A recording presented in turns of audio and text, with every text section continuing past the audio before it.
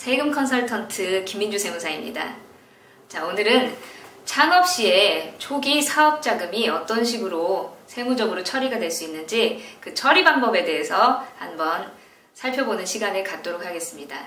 창업 시에 대표적으로 들어갈 수 있는 자금에는 임차보증금을 들 수 있겠고요. 그 외에는 시설장치 같은 것도 필요를 할 수가 있겠죠. 그리고 그 밖에 프랜차이즈 가맹을 만약에 하신다면 가맹비 같은 것도 필요할 수 있습니다.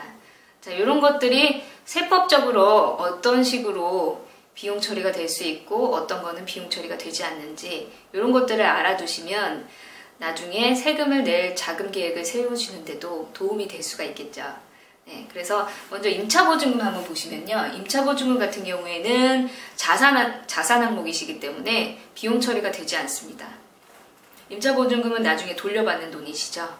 그래서 임차보증금 같은 경우에는 자산으로 처리된다는 거, 그리고 임차보증금 같은 경우에는 세무서에 사업자 등록증을 내실 때 확정일자를 받아 놓으시는 것이 좋고요.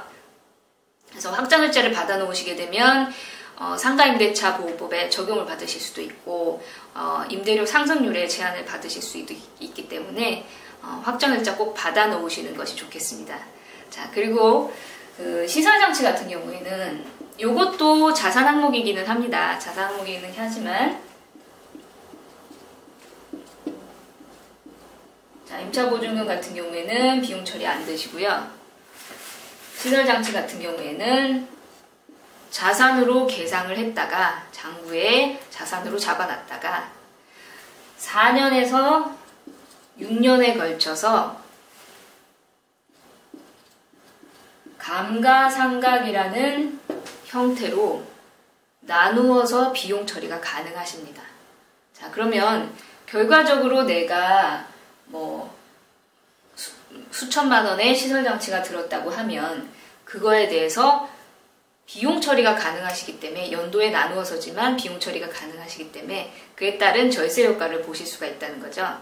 그래서 가장 중요한 거는 세금 계산서를 꼭 받아 놓으시라는 겁니다. 그래서 세금 계산서를 간혹 받아 놓지 않으시고 부가세를 10%를 줘야 된다고 해서 받지 않으시는 경우가 가끔 있으신데요. 부가세는 환급이 되시죠. 사업용에 쓰시는 자산이기 때문에 그 상대방 쪽에 10%를 주지만 환급을 받으시고 소득세 때 내용 연수에 걸쳐서 감가상각을 통해서 비용 처리도 되시기 때문에 정규준비 꼭 받아 나오시기를 부탁드리겠습니다. 자, 그리고요. 그 프랜차이즈 가맹비 같은 경우에는 두 가지로 나눠볼 수가 있겠는데요. 나중에 환불이 되는 경우가 있고요. 환불이 되지 않는 경우가 있습니다. 환불이 되는 경우 같은 경우에는 내가 돌려받을 수 있는 돈이기 때문에 비용 처리가 되지 않고요. 자산으로 계상을 하셔야 됩니다. 장부상 자산으로 잡아놓는다는 말이죠. 네. 그리고 나중에 환불을 받게 되면 자산이 없어지는 거죠. 그렇죠? 대신 현금이 들어오겠죠.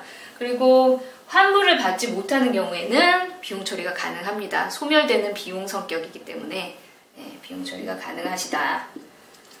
그 외에 개업 전에 소소하게 지출되는 비용이 있을 수 있겠는데요. 개업 전에 지출되는 비용도 사업과 관련된 내용이면 모두 비용 처리가 가능하시니까요.